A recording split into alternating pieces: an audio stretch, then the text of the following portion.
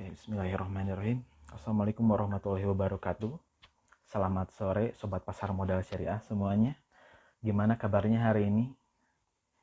Semoga semuanya dalam keadaan sehat ya Allah. Oke, kembali lagi bersama saya Sofyan Abdul Aziz yang akan eh, di sini sharing bersama teman-teman bersama narasumber yang kali ini topiknya sangat menarik, yaitu tentang nikah hemat tetap hikmat. Nah, oke. Sebelumnya saya mau mengecek dulu apakah suara saya cukup jelas.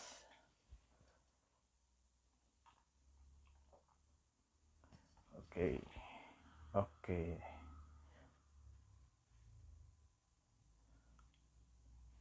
Oke. Bentar. Oke. Alhamdulillah sudah hadir pada saat ini. Sekarang saya undang dulu ya.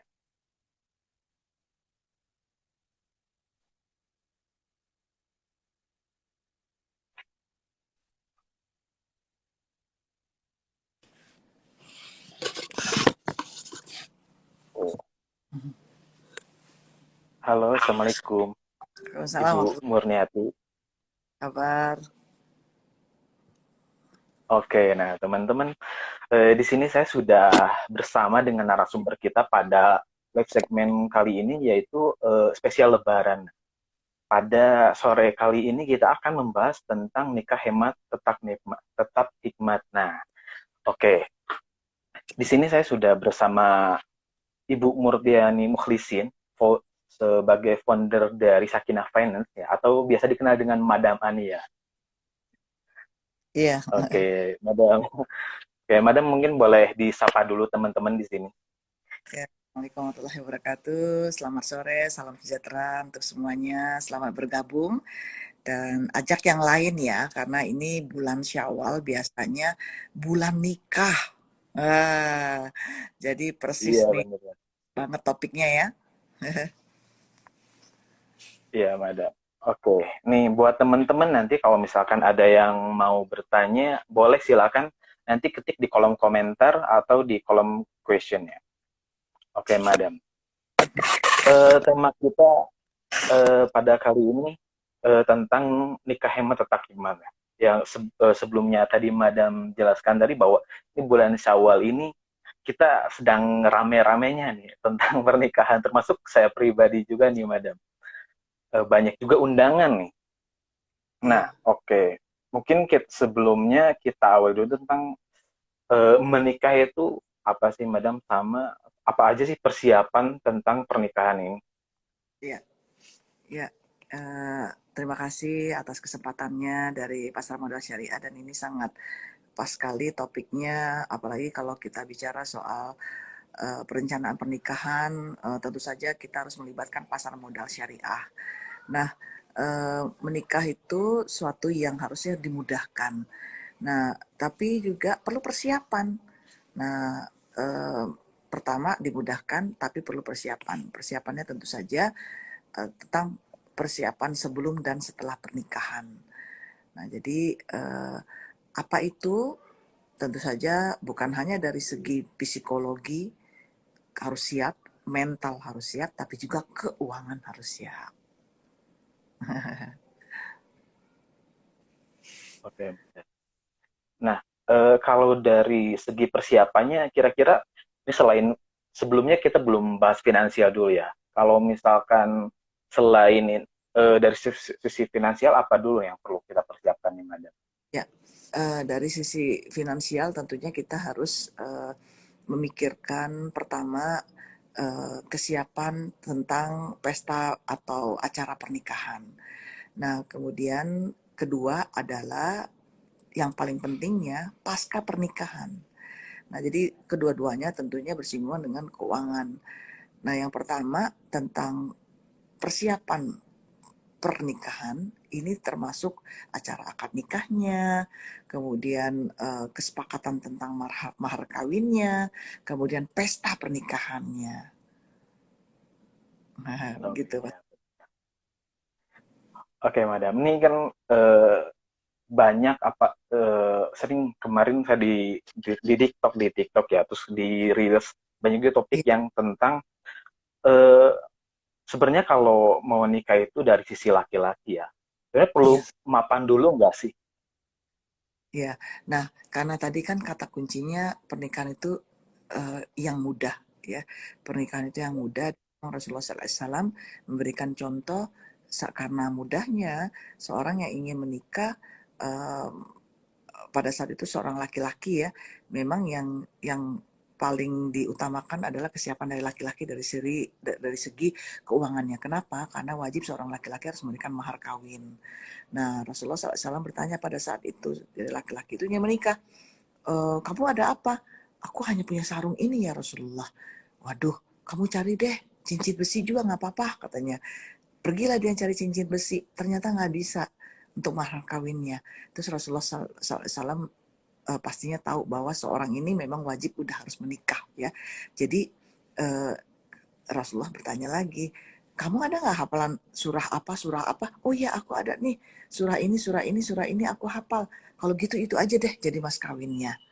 Nah jadi itu yang dari sisi kesiapan pernikahan seorang laki-laki yang memang dikejar terus tanggung jawabnya tentang mas kawin. Ya tentu saja sesuatu yang memudahkan, bukan bukan terus-terus yang memudahkan. Artinya seorang laki-laki juga uh, sebaiknya menyiapkan mahar yang terbaik gitu. Itu dari mahar ya. Kemudian dari segi pestanya tentunya atau yang penting itu kan akad nikahnya. Bagaimana kita ditunjukkan oleh Allah sebenarnya ya selama kita pandemi ini kita diajarkan sebenarnya bagaimana menikah hemat tapi hikmat. Kenapa? Karena dilarang rame-rame kan. Akhirnya apa? Biaya pernikahan bisa ditekan sedemikian rupa selama pandemi. Nah, ini harusnya bisa menjadi pelajaran bagi kita. Oh, begini ya. Oh, ternyata bisa juga ya nikah hemat itu. Oh, ternyata yang penting kan diumumkan di halayak ramai. Nggak perlu memaksakan dia hingar-bingar sampai 7 hari 7 malam pesta dan sebagainya. Memaksakan. Dan ternyata ditunjukkan di masa pandemi. Itu kan keren kan? Jadi sudah ada bisa kita melihat bagaimana pernikahan itu sebenarnya esensinya paling penting halalnya, sahnya. Gitu Mas Iya, Arif. betul Madam ya. Kebetulan banyak juga nih teman-teman saya yang pada masa pandemi itu eh, ternyata ya yang penting itu pasca pernikahannya ya Madam. Karena Iya, pada hari akadnya penting juga, cuman nah banyak juga yang ternyata mau nikah ini banyak biayanya, terus bahkan sampai berutang mungkin ya. Nah itu perlu diperhitungkan juga mungkin ya. iya. Oke. Nah, yang paling banyak menjadikan orang berhutang itu pestanya tuh. Ya. Bahkan lembaga keuangan, saya tidak tahu apakah dia terdaftar di OJK atau tidak ya. Rasanya banyak yang juga yang bodong-bodong yang menyiapkan paket pernikahan dari kartu undangannya sampai pestanya dan itu bisa dicicil 5 tahun dengan bunga sekian persen. Itu ada blak-blak ada di penawarannya. Nah, kalau bagi kita tentunya jangan sampai memaksakan segala sesuatu kan apalah artinya sebuah har harga diri ya yang ketika kita ingin orang menyanjung kita tapi ternyata kita tidak berharga di mata Allah. Kita hanya menyombongkan kekayaan, menyombongkan kemewahan, tapi ternyata semuanya berhutang. Dan bahkan menjadi permasalahan ketika pasca pernikahannya. Oke, Itu Madam. sebagainya gitu. Oh iya. Ya, Terus kemudian kalau dari persiapan menikah itu sebenarnya yang perlu bertanggung jawab itu dari pihak laki-laki atau perempuan ya, Madam? duanya, kedua-duanya. Tentu saja persiapan dari segi nafkah itu jatuhnya ke laki-laki. Karena perempuan tidak wajib memberikan nafkah. Kalaupun dia bekerja, dia merupakan satu bentuk keinginan untuk membantu keluarganya. Tentu saja atas izin suami. Maka dari itu persiapan pernikahan ini perlu juga disepakati tentang siapa yang akan mencari, misalnya siapa yang akan membiayai pesta pernikahannya pertama. Kalau disepakati berapa biayanya dan apakah itu mampu dan apakah akan ada unsur-unsur kesombongan, unsur-unsur mubazir, itu juga harus diperhitungkan. Kedua adalah siapa yang akan mencari nafkah. Ya, tentu saja suami. Dan bagaimana dengan istri yang ingin ikutan bekerja? Apakah mengizinkan dan bagaimana perlakuan dari pendapatan istri tersebut. Jadi semuanya harus dibicarakan. Nah, Oke, Madam. Nah, kalau dari segi persiapan ya, perlukah kita mengetahui dari kondisi finansial antar pasangan nih, Madam? nah keren Sama nih, keren. apa aja sih yang kira-kira perlu dicari tahu nih? Kan ketika laki-laki mencari pasangan itu pertama dari misalnya dari rupanya, kemudian dari garis keturunannya, kemudian Iya, dari apa satu lagi. Nah, yang terakhir kan dari segi agamanya. Nah, hal-hal apa saja nih yang perlu kita periksa sebelum kita menetapkan oh ini pasangan saya nih, Madam. iya, iya. Ya memang kita diutamakan dari 4 kriteria ya, eh, pasangan kita, dari keturunannya, dari hartanya, dari eh, wajahnya atau penampilannya, yang paling penting adalah dari agamanya. Nah, ini menjadi modal utama bagi kita yang akan menikah. Jangan sampai ketika menikah, misalnya uh, tuntutan agamanya kurang. Nah, ini yang menjadi satu tadi ketika disebutkan, apakah kita perlu sama-sama tahu tentang harta atau pendapatan masing, itu juga sangat penting sekali. Makanya saya selalu menganjurkan di dalam khusus-khusus pra pernikahan yang saya selalu hadir, saya selalu diminta jadi pembicara minimal 3-4 kali 1 tahun ya, uh, untuk memberikan pencerahan tentang bagaimana persiapan pra pernikahan tersebut. Dan memang acara kita hari ini cuma 30 menit ya, biasanya saya 8 jam untuk mengupas tentang pra pernikahan aja. Nah, jadi yang paling penting itu adalah tahu sama tahu, misalnya menuliskan keadaan keuangan masing-masing, baik itu hartanya maupun kewajibannya. Nah, terus setelah itu kita saling tahu, dan juga bagaimana dengan perlakuannya ketika nanti pernikahan. Karena di dalam syariah tidak ada yang namanya harta gono gini. Ah, jadi harta itu adalah milik kita.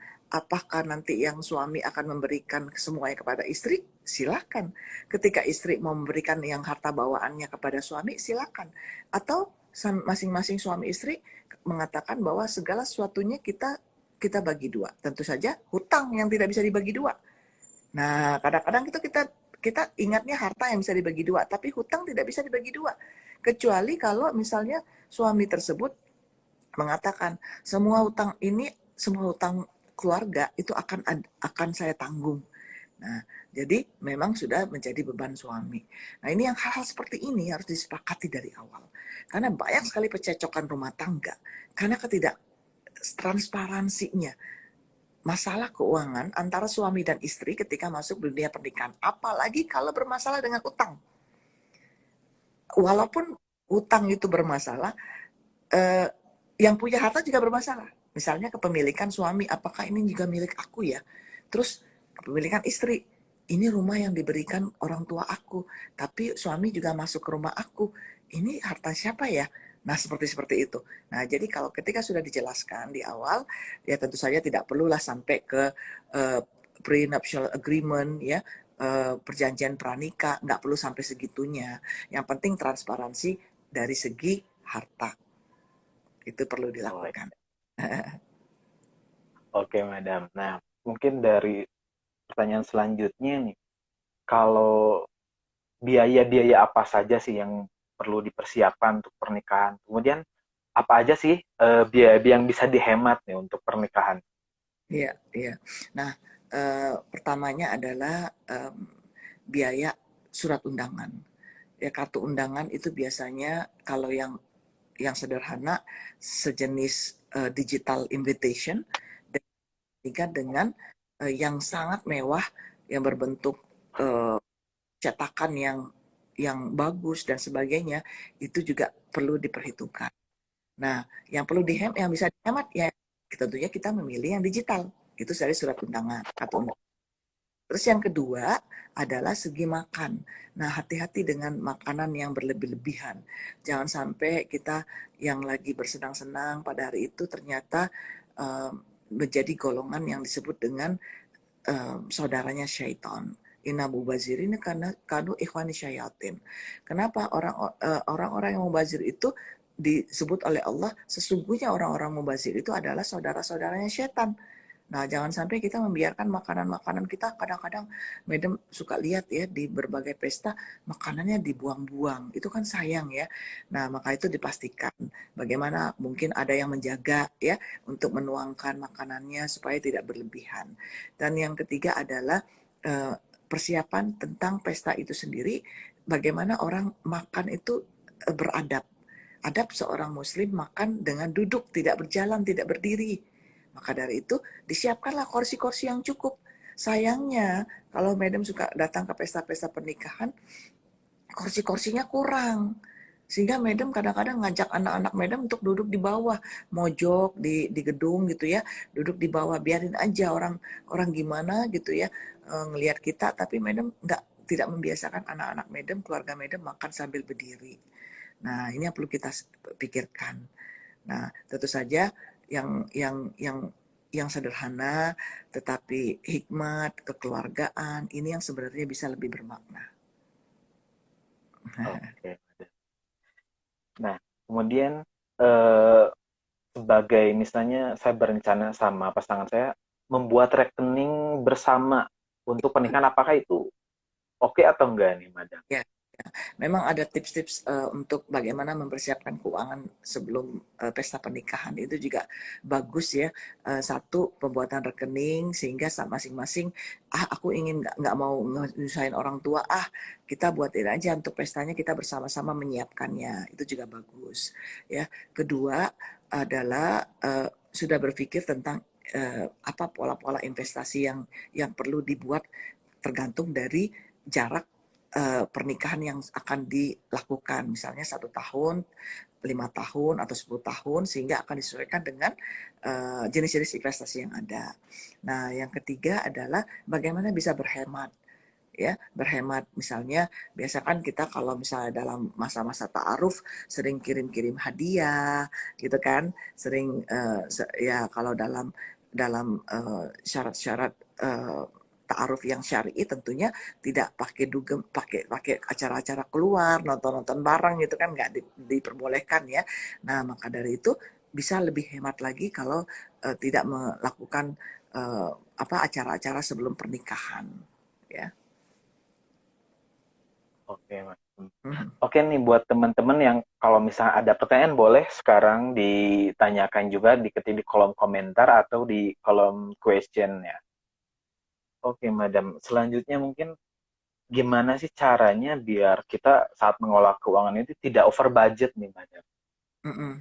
Ya, nah untuk yang tentu saja ada perhitungan-perhitungan. Misalnya tadi budget kita berapa nih? Jadi kita bukan menyesuaikan berapa biaya pernikahan yang kita maui, tapi berangkat dari berapa budget yang kita punya. Nah, jadi misalnya saya pernah menginterview beberapa orang dari semasa pandemi ya. Satu yang punya budget yang memang aku punya budgetnya 100 juta aja. Memang dari kedua orang tua juga sepakat untuk diadakan di rumah. Ternyata lebih dari cukup. Nah, ada satu lagi, keluarga kami keluarga besar. Saya pun alhamdulillah sudah ada tabungan sekitar 200 juta. Jadi kami sewa gedung. Jadi berangkat dari budget, berangkat dari anggaran.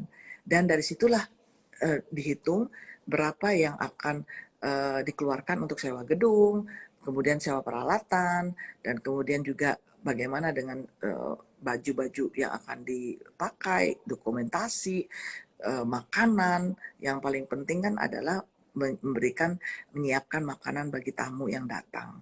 Dan souvenir-souvenir yang mungkin perlu untuk memberikan sebagai tanda terima kasih bagi yang datang. Nah, itu juga diperhitungkan semuanya.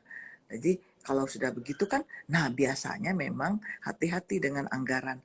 Jadi kadang-kadang kita jangan ngepas-ngepasin terus, jangan terlalu dipaskan, karena pasti ada yang hal-hal tidak terduga. Maka dari itu, kalau 200 juta ya kita hitung 150 juta lah gitu kan untuk di dalam yang sudah kita catat. Atau kalau 100 juta, kira-kira 75 juta deh untuk siap-siap kalau ada apa-apa diperlukan bisa diambil dari dana yang cadangan. Seperti itu. Oke, Madam. Nah, kalau misalkan tips menabung nih, kalau misalkan saya punya rencana setahun ke depan mau menikah nih, bagusnya gimana ya? Apakah saya berinvestasi atau bagaimana nih, Madam? Ya, nah kalau untuk yang setahun ke depan misalnya nih ya, kan kita Syawal ini memang uh, dianjurkan untuk atau sunahnya ya, atau kebanyakan orang-orang memilih bulan Syawal karena sudah lepas dari bulan Ramadan, kemudian pas setahun ke depan ketemu Syawal lagi nih, pas banget. Nah, jadi nabungnya dari sekarang. Nah, mungkin kemarin waktu silaturahim Lebaran karena udah lama nggak face to face, wah ketemu sama teman, ketemu saudara, tiba-tiba ada yang bersepakat untuk menikah tahun depan. Nah, tahun depan ini berarti kan setahun lagi. Nah, bagaimana persiapannya? Jadi sekarang kita ada misalnya, aku pengen murabahah emas deh, ada di yang untuk jangka pendeknya itu ada di perbankan syariah kita saat ini. Jadi kita bisa nyicil murabahah emas sampai nanti setahun depan ternyata sudah cukup tuh 10 gram, 20 gram gitu kan, 30 gram tergantung dari yang disepakati. Aku pengen juga ikutan yang reksadana syariah. Nah tentunya kita ada beberapa produk-produk syariah yang kita kenal lebih dahulu. Jangan sampai kita nanya ke orang. Kadang-kadang lucu deh. Madam kadang-kadang sering ditanya, Madam, apaan sih apa investasi yang cocok untuk aku? Lah, yang tahu diri kamu kan kamu sendiri. Jadi harusnya kita tahu sendiri, kita itu appetite-nya seperti apa, produk jasanya yang kita ketahui seperti apa. Termasuk juga ketika kita ingin, aku ingin coba untuk emiten syariah. Nah, tapi pastikan nanti kita bisa juga jual di secondary market di pasar modal di tahun depan itu. Jadi jangan sampai kita jual sampai di bawah harga pasar misalnya. Nah, itu kita bisa mulai perhatikan emiten mana yang syariah yang kita kenal, yang kita tahu bahwa ini lumayan returnnya dalam 1 tahun misalnya.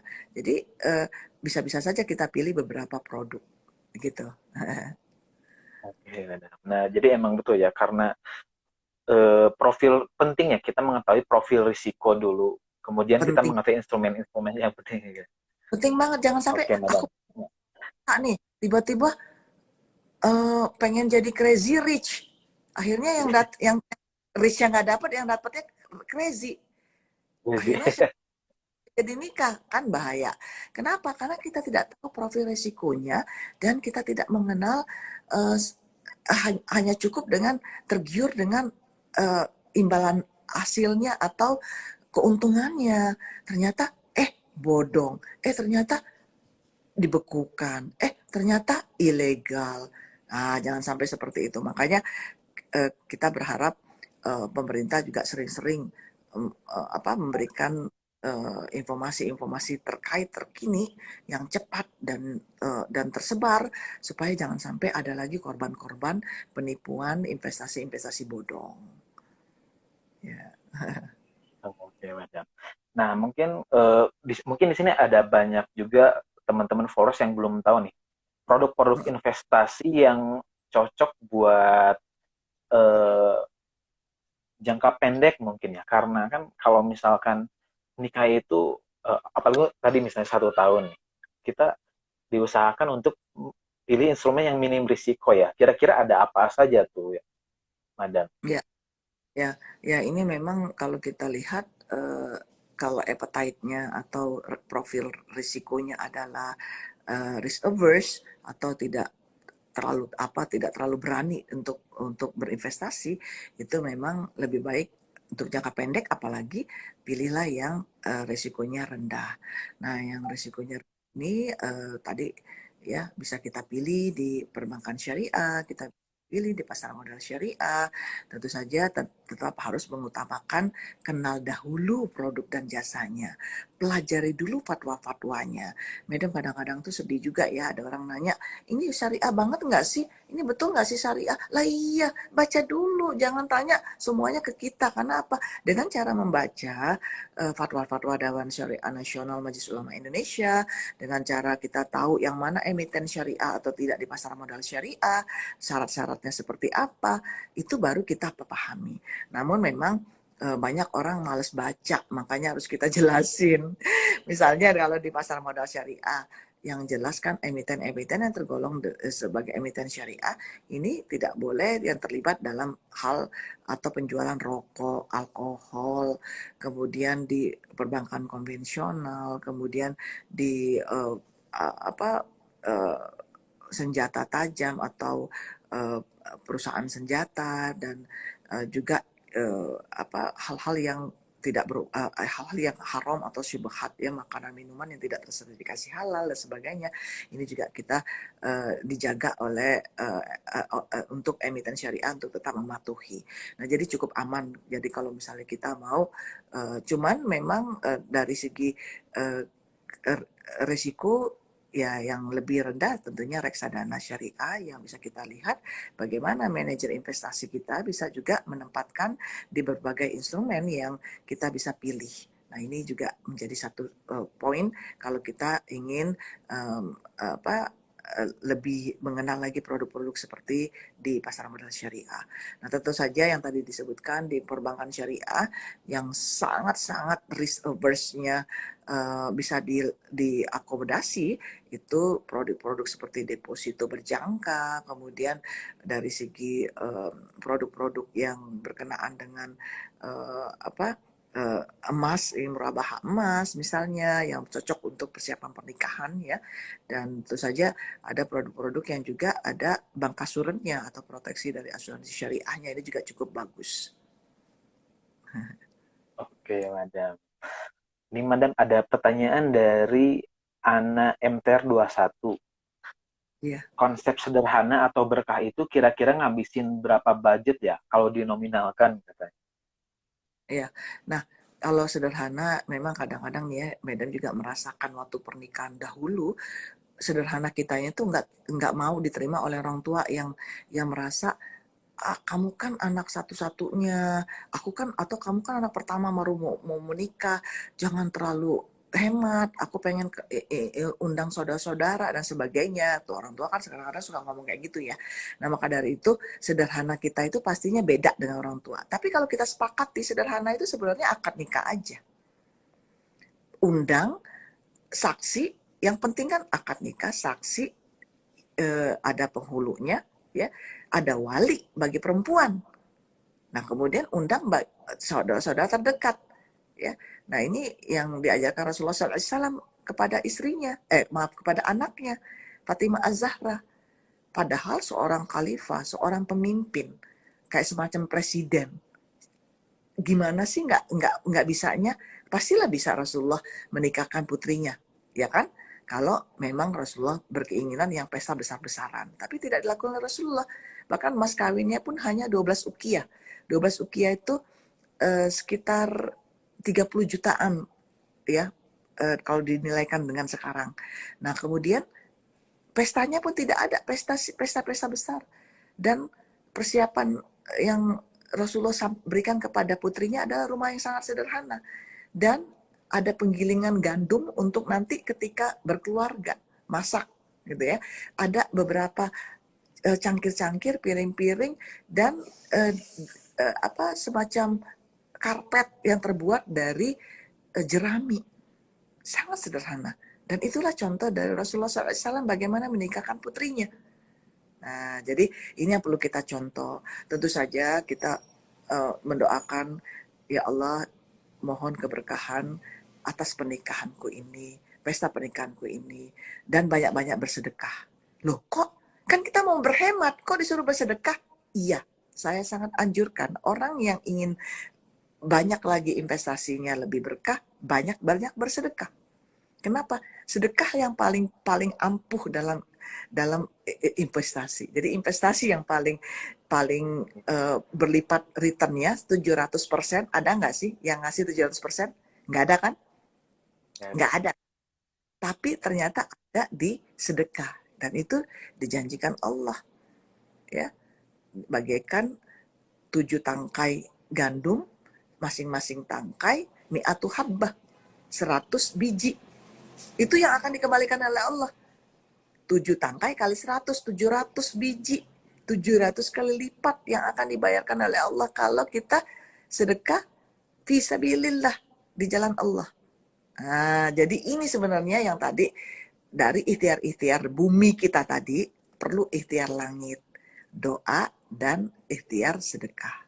Insya Allah perkawinan kita, pernikahan kita, akad nikah kita sederhana, tapi membawa keberkahan bagi kita dan bagi yang hadir. Itu yang penting. Oke, Madam. Nah, mungkin ini pertanyaan dari terakhir dari saya nih, Madam. Bagaimana tips dan trik menyiapkan dana menikah agar nikah hemat tetap hikmat? Madam? Wah, iya. Ya, pertama memang tadi satu, kita pastikan dulu jangka waktu yang kita rencanakan pernikahan. Semakin lama durasinya semakin baik karena kita jadi tidak buru-buru, ya.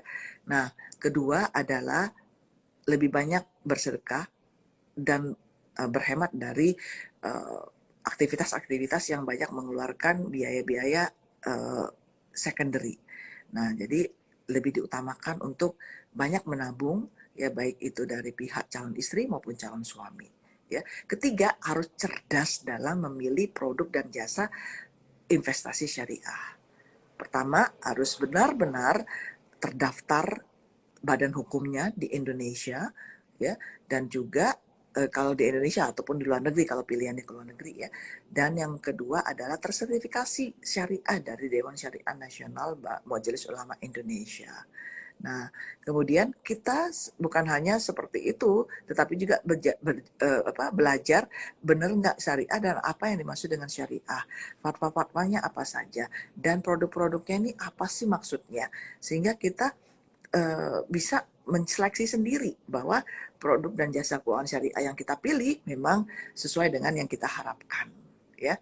Dan keempat adalah menyusun anggaran antara suami dan istri, calon suami dan istri, bagaimana perlakuannya, berapa yang harus kita siapkan untuk pestanya, akad nikahnya, yang paling penting adalah bagaimana nanti pasca pernikahannya. Karena di pasca pernikahan kita sudah, kalau sebelum pernikahan kita memberikan surat undangan, tempat pernikahan, biaya buku nikah dan administrasinya, kemudian biaya untuk konsumsi tamu, dan sewa-sewa tempat dan baju. Nah, namun pasca pernikahan kita sudah harus memikirkan kita tinggal di mana, bagaimana nanti bisa mulai mencicil rumah, uang DP rumah bagaimana, apakah terus menyewa, dan juga bagaimana nanti ketika 1 tahun setelah pernikahan katakanlah kita akan melahirkan, bagaimana biaya melahirkan, bagaimana dengan tugas mencari sumber pendapatan, apakah hanya suami, apakah suami memperbolehkan istri, semua harus dibicarakan, termasuk harta dan hutang yang dibawa ke dalam pernikahan. Karena banyak orang nggak mau terbuka. Bahkan ada ketika saya sudah ngasih ada pelatihan pranikah, ada yang japri, Madam, aku ada utang, tapi aku malu kalau aku kasih tahu, nanti pasangan aku nolak, nggak jadi deh kami nikah. Lebih baik kita transparan dari sekarang, kata Madam. Karena Madam pernah lihat, ada orang yang tidak transparan, ketika dia menikah, dia ngadu ke Madam. Madam, aku bingung, kok banyak banget sih orang yang nagih utang ke suami aku. Padahal dia nggak bisa ngomong, nggak pernah ngomong apa-apa soal tanggung jawab, soal utang piutang dia dengan orang lain. Akhirnya apa? Dia cerai. Karena dia nggak kuat. Ternyata suaminya banyak bohong, punya mobil mewah, ternyata mobilnya utang, harus diambil. Ya, ketika menikah ternyata cuma bohong aja. Terus kemudian sewa rumah yang cukup mahal, ternyata bukan rumah dia. Nah, semua ini sebenarnya tidak perlu terjadi dan tidak harus terjadi. Jadi pastikan semua harta bawaan dan hutang yang ada kita sampaikan kepada calon pasangan kita. Ya, Masya Allah, Madam ya. Kemudian ini ada pertanyaan nih, Madam, dari Safira ARPT nih. Madam Ani, bagaimana sebaiknya kami menyiapkan dana darurat? Apa sajakah instrumen yang bisa digunakan untuk dana darurat? Syukron, katanya. Baik, keren, keren. Nah, ini juga dana darurat juga sangat penting sekali karena dana darurat ini bukan hanya nanti kalau sudah menikah, tetapi sebelum menikah atau ketika masa bujangan atau mahasiswa, Madam selalu menyarankan untuk menyiapkan dana darurat. Kalau yang single atau jomblo, dana daruratnya kan eh, berurusan dengan kampus mungkin ya, atau tempat tinggal kalau sudah kerja, tempat tinggal dan kendaraan. Dan kesehatan yang paling penting. Maka dari itu dengan ada program pemerintah BPJS ini juga sangat membantu kita untuk mengurangi resiko kesehatan sakit ya, resiko sakit yang mungkin membutuhkan biaya yang cukup tinggi. Nah, maka dari itu ada bagaimana pencegahan atau menyiapkan dana darurat ini bukan hanya menyiapkan sebanyak-banyaknya dana, tapi juga menyiapkan produk-produk proteksi seperti asuransi syariah karena ini membantu. Nah, kemudian dari sisi kalau misalnya untuk menyiapkan dana darurat tentunya syaratnya harus liquid. Liquid bukan berarti dia harus ada di depan mata all the time. Kita juga perlu memikirkan tempat penyimpanannya. Bisa dalam bentuk rupiah yang paling sangat liquid ya. Tentu saja di ATM mungkin ya atau di mobile banking yang harus kita disiplin kita tidak buat untuk keperluan sehari-hari. Kedua adalah liquid seperti emas. Emas ini sangat liquid. Maka dari itu, kenapa liquidnya? Memang dia di bawah setelah cash ya. Karena kita bisa datang ke bank syariah untuk menggadaikan. Misalnya kalau perlu sampai nggadai ya, gadai syariah bisa dengan nilai 80% dari emas kita bisa diberikan kepada kita pada hari itu juga. Tentu saja harus jam kerja ya. Nah, makanya dia tidak terlalu liquid dibandingkan dengan rupiah. Nah, kemudian dana darurat ini juga perlu ada aturan rule of thumb-nya ya. Rule of thumb-nya aturannya adalah kalau kita single berapa bulan nih? 3 sampai 6 bulan misalnya. Dari biaya hidup kita sebulan itu dikalikan 3 sampai 6 bulan. Kalau kita sudah berkeluarga, sudah menikah, wah 6 bulanan misalnya ya, antara suami dan istri dan daruratnya berapa biaya bulanannya? Pastinya lebih tinggi daripada single. Nah, berarti dikalikan 6 sampai 6 bulan lah kira-kira. Nah, kenapa ada 6 bulan, 9 bulan, 12 bulan tergantung dari jumlah anak ya. Nah, ini karena diperlukan waktu kira-kira 6 bulan kalau terjadinya pendapatan yang ada terhenti, maka diperlukan 6 bulan lagi untuk dapat mencari sumber pendapatan yang baru. Nah, harapannya dana darurat yang sudah ada dapat menutupi keperluan-keperluan dalam 6 bulan ke depan. Itu contohnya. Oke, Terima kasih. Madam. Ini, ya. Nah, ini, Madam, ini ada satu pertanyaan terakhir, mungkin ini dari followers ya. Ya, Ini kan tadi kita bahas tentang pra-nya nih. Sekarang kita akan bahas tentang paskanya nih, katanya. ya, Bagaimana cara agar kondisi finansial tetap stabil setelah menikah? Adakah tips dan triknya? ya. Pertama, kita harus percaya bahwa pernikahan itu mengundang pintu-pintu rezeki terbuka. Salah satu dari kunci pernikahan adalah terbukanya pintu-pintu rezeki bagi pasangan pernikahan, bagi keluarga ini, insya Allah lebih lagi mudah dan lancar rezekinya. Tentu saja dengan niat pernikahan itu dengan niat ibadah. Niatnya untuk mengikuti sunnah Rasul dan juga niatnya untuk lebih banyak lagi menjalankan ibadah bersama, ada imam di rumah dan sebagainya. Untuk tentunya melahirkan keturunan-keturunan yang soleh-soleha. Niatnya diperbaiki dahulu. Kedua adalah dari segi kondisi keuangan disepakati dengan biaya hidup. Ingat ya, yang menikah ini rata-rata Allah pertemukan yang beda tabiatnya. Enggak enggak, Mas Arif? Kadang-kadang nih ya, yang satu boros, yang satu hemat. Yang satu suka belanja ke mall, yang satu suka belanja ke Tanah Abang. Beda banget tuh. Nah, ini harus dicarikan jalan tengahnya. Madam pernah ketemu ya, ada orang yang dimarahin sama ibunya. Kamu mau nikah sama dia? Dia kan dosen. Dosen berapa sih gajinya? Mama kan selalu beliin kamu baju 1 juta minimal. Kamu bisa nggak hidup sama suami kamu? Nah, ini kan tamparan bagi dia. Tapi mamanya bener tuh ngomongnya. Kamu nggak akan bisa saya bantu terus hidup kamu.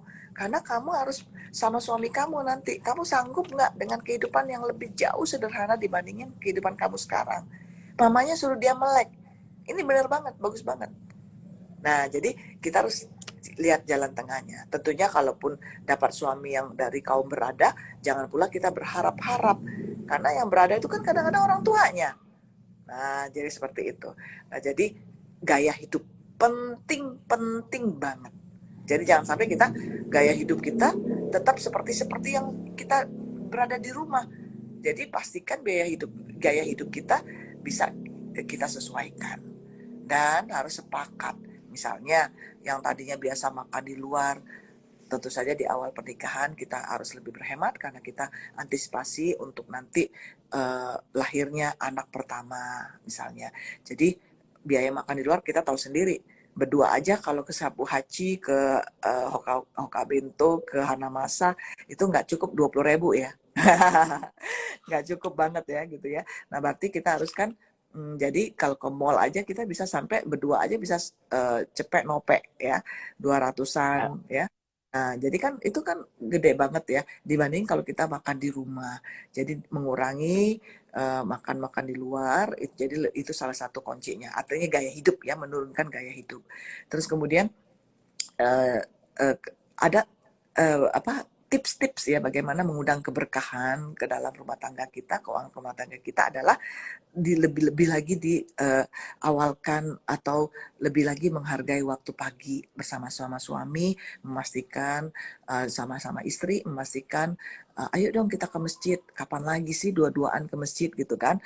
Kalau sudah punya anak pasti repot dong kalau kita harus bawa anak kita ke masjid. Nah, jadi selama pengantin baru kita dua-duaan ke masjid. Nah itu keren banget. Insya Allah rezekinya bertambah karena kita menghargai waktu pagi. Dan yang keempat, keberapa ini ya? Ketiga ya. Ketiga adalah jangan lupa zakat, infak, sedekah, wakaf. Nah, apalagi sekarang produk-produk investasi kita, produk-produk di lembaga keuangan syariah kita sudah banyak mengawinkan produk-produknya dengan produk-produk social finance. Misalnya ketika kita buka rekening di perbankan syariah, kita ditanya mau bayar zakat nggak dari bagi hasilnya. Wah, itu kan keren ya. Terus yang kedua, kita juga dari pemberi kerja kadang-kadang mewajibkan untuk dipotong dari zakatnya. Ketiga, di pasar modal syariah juga sudah ada wakaf saham. Jadi sudah dianjurkan bagaimana kita mendatangkan keberkahan rumah tangga kita dengan cara-cara juga menunaikan hak Allah untuk lebih banyak lagi bersedekah, lebih banyak lagi memastikan juga zakat kita. Nah, yang keempat adalah pastikan keluarga kita selalu silaturahim, rajin-rajin silaturahim, apalagi sekarang face to face sudah ada. Jadi kita datang ke rumah orang tua, bukan hanya orang tua kita, tetapi orang tua yang dituakan, silaturahim ke tetangga-tetangga, dan insya Allah ini akan lebih lagi mendatangkan atau membuka pintu-pintu rezeki dari keluarga kita. Nah, yang tentunya bersyukur. Kadang-kadang kita ini ya, ketika kita menikah, baru kita terasa, ya ampun susah banget ikut lo ya, gue harus nyuci baju sendiri, harus gosok baju sendiri gitu kan. Harusnya kita bersyukur karena Allah sudah berikan banyak orang-orang yang tidak dapat menunaikan atau ditemukan jodohnya. Kita alhamdulillah menikah dengan keadaan yang sedang sederhana, tetapi insya Allah bisa mendatangkan keberkahan kalau kita terus bersyukur. Jadi terus bersyukur, jangan mengeluh. Karena apa? Tentunya perlu adaptasi untuk hidup dengan orang yang tadinya kita nggak kenal, tiba-tiba ada di kamar kita gitu kan. Hidup dengan orang yang tadinya kita kenalnya cuma sebentar-sebentar, tapi sekarang 24 jam ada sama dia gitu kan. Nah makanya terus kita bersyukur bahwa kita diberikan jodoh, didatangkan, ditemukan jodoh oleh Allah, dan ini harus kita jalankan bersama dengan banyak-banyak pemahaman, pengertian. Ya, yang terakhir adalah untuk supaya keuangan kita terus stabil, terus bahkan meningkat dong, jangan stabil melulu. Harusnya meningkat. Iya, meningkat. Ya, nah meningkat supaya apa? Biar bisa keluarkan zakat lebih banyak, supaya bisa bersedekah lebih banyak. Adalah banyak-banyak istighfar. Jangan-jangan ada kesalahan kita ketika nauzubillah, mungkin ya, maaf ya, mungkin waktu pacaran pernah pegang-pegangan, padahal belum muhrim, pernah pacaran, pernah cium-cium gitu kan, padahal belum muhrim. Kita banyak-banyak istighfar. Banyak-banyak istighfar, banyak-banyak bertaubat, insya Allah akan terbuka lagi pintu-pintu rezeki kita di masa pernikahan kita, insya Allah. Oke. Terima Terima kasih, kasih. Madam. Ya, ini kita udah tidak terasa ya, udah 45 menit ternyata, Madam. Banyak sekali insight terkait hal pernikahan ini Iya, yang baru saya dapatkan dan teman-teman dapatkan. Semoga ini semuanya mendapat berkah ya, Madam. Oke, amin. mungkin terakhir nih, closing statement terkait tema kita pada hari ini tentang Iya, nikah hemat tetap hikmat nih, Madam. iya, iya. Pertama kita harus fokus ya atau berorientasi bahwa nikah itu mudah. Nikah itu tidak menyusahkan, nikah itu tidak memaksa untuk eh, berlebih-lebihan, ya. Biarkan saja selebriti-selebriti yang yang membeberkan kemewahan pernikahannya di IG, ya. Eh, kita walaupun ya saya termasuk yang agak gimana gitu ya, karena ini merupakan public figure yang banyak diikuti orang. Jangan sampai kita menjadi masyarakat yang hedon, ya, yang ingin mewah memaksakan diri akhirnya. Ya, yang perlu kita contoh bukan selebriti. Yang kita harus contoh adalah Rasulullah SAW yang menjadi panutan kita. Bagaimana Rasulullah SAW menikah dengan usahanya sendiri. Boleh kita memberikan pernikahan yang terbaik, hadiah pernikahan terbaik, mahar pernikahan yang terbaik. Dan itu sudah dicontohkan Rasulullah. Rasulullah SAW memberikan mahar kawinnya yang terbaik untuk Ibunda Khadijah, yaitu 20 ekor betina, ada yang mengatakan 100 ekor unta betina, ada yang mengatakan 20 ekor. Kalau dinilaikan dalam rupiah, itu 1 miliar. Kira-kira siapa yang hadir di sini yang sudah menikah dan memberikan mahar 1 miliar? Coba ketik namanya. Mas Arif begitu, udah menikah belum? Hmm, belum, Mbak, Madam. Masih Iya. single. Ya, banyak Nah, insight juga nih yang saya dapat dari perbincangan kita kali ini. iya, Madam Challenge kalau mengikuti selebriti ya semuanya em, apa tidak ada standarnya. Standarnya ada Rasulullah SAW. Namun Rasulullah berdagang sejak belasan tahun usianya. Maka dari itu banyak sekali sumber-sumber rezeki yang beliau dapatkan, beliau hemat, beliau simpan, beliau berikan terbaik untuk Ibunda Khadijah di usia beliau 25 tahun. Nah, namun beliau juga mencontohkan kesederhanaan. Tadi yang sudah Minum contohkan, bahwa seorang laki-laki yang tidak punya apa-apa, bahkan hafalan surat Al-Quran pun itu boleh menjadi mahar mas kawin. Seperti kita tahu putrinya Aagim yang di Bandung ketika menikah, suaminya memberikan mas kawin, mahar kawin sebanyak 30 juz Al-Quran. Hafalan dari pagi sampai sore. Nah loh. Jadi kalau nggak ada 30 miliar, 30 juz saja nggak apa-apa deh. Ah, Medem juga ada anak Medem nih yang siap-siap mungkin akan menikah tahun depan. Silakan kalau ada 30 juz Al-Quran. Wah, jadi promosi. Nah, nah, apa kalau tapi kalau ada 30 miliar bagus juga sih. 30 Ya. juz plus 30 miliar gitu kan mas kawinnya. Nah, terus yang uswah Rasulullah juga menunjukkan bagaimana ketika Rasulullah menikahkan putrinya dengan sederhana sekali mas kawinnya dan sederhana sekali pernikahannya dengan sederhana sekali kehidupan putrinya. Mas Arif ketika putrinya Rasulullah Fatimah Az-Zahra ketika sudah punya anak, suaminya bilang Ali bin Abi Thalib, ya Fatimah, mintalah kepada ayahmu khadimat, pembantu, untuk membantu kamu karena kamu kasihan aku lihat kerja untuk keluarga, anak-anakmu banyak, untuk giling gandum sebagainya. Dia pergi kepada Rasulullah. Ya ayahku, siapa sih Fatimah? Pastilah Kalau kita lihat anak presiden minta ke presiden, anak bupati minta ke bupati, masa nggak dikasih sih? Cuman kalimat doang, pembantu rumah tangga. Kata Rasulullah apa? Ya anakku, aku tidak memberikan uh, apa yang kamu minta. Ya ileh, padahal kan banyak itu ganimah, harta rampasan perang yang berupa budak-budak. Kasih aja satu, ya kan? Kalau kita berpikir gitu kan. Tapi ternyata tidak untuk Rasulullah. Rasulullah mengatakan, ya Fatimah, ya Ali, aku berikan apa yang lebih baik daripada yang kamu minta. Jadi apa yang diberikan oleh Rasulullah kepada mereka berdua? Yaitu tips-tips mengingat Allah. Apa katanya? Berzikirlah kepada Allah. Bertakbirlah, bertahmidlah, bertahlillah kepada Allah. Subhanallah, subhanallah, bertasbih, subhanallah, subhanallah, subhanallah, 10 kali, 10 kali. Setelah sholat, ya, alhamdulillah, alhamdulillah, alhamdulillah, Allah akbar, Allah akbar, Allah akbar. 10 kali, 10 kali, dan 30 kali, 30 kali, 30 kali sebelum kamu masuk ke peraduan. Nasihat ini membingungkan kita kan? Kok minta pembantu disuruh nginget Allah sih?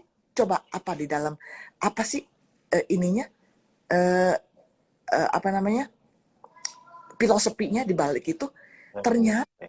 Ternyata dengan mengingat Allah, apa yang kita inginkan akan dikabulkan oleh Allah, akan dipenuhi oleh Allah. Karena yang kita minta itu jangan minta kepada ayah, jangan minta kepada orang lain, minta kepada Allah. Kenapa? Kalau Fatimah diberikan pembantu pada hari itu, Mas Arif, besok akan minta lagi yang lain. Besok akan minta lagi yang lain. Tapi diberikan pemberian yang sangat berharga. Mas Arif tahu nggak? Madam praktikkan dalam keluarga Madam. Anak-anak Madam kan waktu masih kecil-kecil suka minta mainan ya. Kata Madam, coba kita zikir dulu setelah sholat. Subhanallah, subhanallah, alhamdulillah, alhamdulillah, Allah akbar, Allah akbar. 10 kali, 10 kali, ya, ya mami, katanya. Terus Madam ajak jalan-jalan. Ayo kita beli mainan. Pada nggak minat semua tuh mainan. Weh, akhirnya apa? Artinya, yang dia inginkan sudah dipenuhi oleh Allah. Nah, sekarang kita tes nih, ya. Calon kita, Mas Arif nanti calonnya dites ya. Suruh zikir, masuk ke mall, nanya kagak? Siapa yang sudah punya istri, punya suami juga begitu. Kita zikir dulu, terus kita masuk mall. Belanja nggak? Dijamin belanjanya dikit. Pastikan zikirnya, pastikan doa sebelum masuk pasar. La ilaha illallah wa la syarika lahu walahul hamdu yuhyi wa yumiitu wa huwa ala kulli syai'in qadir. Insya Allah keberkahan kalau kita menghadirkan Allah. Rumah tangga kita penuh dengan keberkahan kalau kita mendatangkan Rasulullah ke dalamnya. Kita bawa Rasulullah di dalam keluarga kita, di meja makan kita, di dapur kita. Mudah-mudahan paham apa maksud Madam ya. Kita bawa ajaran Islam di dalam praktik keluarga kita. Insya Allah diberkahi. Dan insya Allah, dan semoga ini bermanfaat ya. Ini dikasih closing statement, jadi punya satu topik sendiri lagi nih. Aduh, seru. Topiknya ya, seru. Madam, terima kasih. Iya, Madam, ini banyak juga yang terinspirasi katanya, makasih. Kemudian ini ada Mas Imam Weldan. Assalamualaikum. Minta doanya insya Allah bulan Zulhijjah mau nikah katanya ini Mas Imam. Semoga dilancarkan Mas Imam. Amin ya Rob. Ya Allah mayyasir wa la tu'assir Rabbi tamim bil khair. Nah, Mas Imam undangannya ditunggu ya. Barakallahu fikum jami'an insya Allah. Jadi kita tunggu undangannya seluruh pengikut atau followernya Pasar Modal Syariah boleh datang kan? Ya. Ya. Oke, Madam, terima kasih. Mengingat ini keterbatasan waktu kita, ini sebenarnya masih banyak yang bisa diperbincangkan. Mungkin kita bisa ketemu lagi di lain waktu ya, Madam. Alhamdulillah banyak antusias juga nih teman-temannya. Oke, buat teman-teman kalau mau bertanya lebih lanjut terkait pernikahan ini, boleh di-follow juga nih. Instagramnya apa nih, Madam? Bisa di atau di Sakinah Finance. Iya. Ya. Boleh teman-teman di-follow di Murniati _Mukhlisin ya. Sama di-follow juga nih Sakinah Finance-nya ya, Madam ya. Iya, insya Allah. Oke. Oke, terima kasih Madam Ani. Oke. Sepertinya saya izin menutup ya, Madam. Terima kasih atas insight-nya hari ini, ilmunya semoga bermanfaat buat teman-teman semua. Akhir kata saya tutup acara ini dengan alhamdulillah. Oke, sekian dari saya, Madam. Ya, Assalamualaikum warahmatullahi wabarakatuh. warahmatullahi wabarakatuh. Subhanallah wa bihamdika asyhadu an la ilaha illa anta astaghfiruka wa atubu ilaik. Terima kasih. Insyaallah jumpa lagi. Salam bulan Syawal, Syawal Ramadan, Syawal Mubarak. Insyaallah semuanya sudah menunaikan atau masih menjalankan puasa Syawal ya, dan mudah-mudahan diberkahi. Amin ya Rabb. Selamat sore. Ila liqa, jumpa lagi.